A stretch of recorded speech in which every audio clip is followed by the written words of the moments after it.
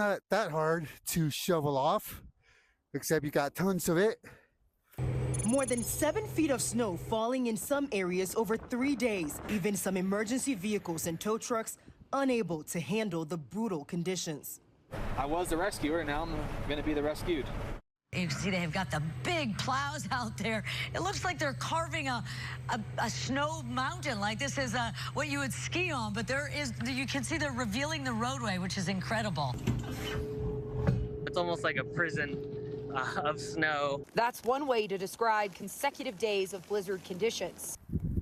6 hours so far. 2 to 3 more hours, this right here. Fluffy powder. So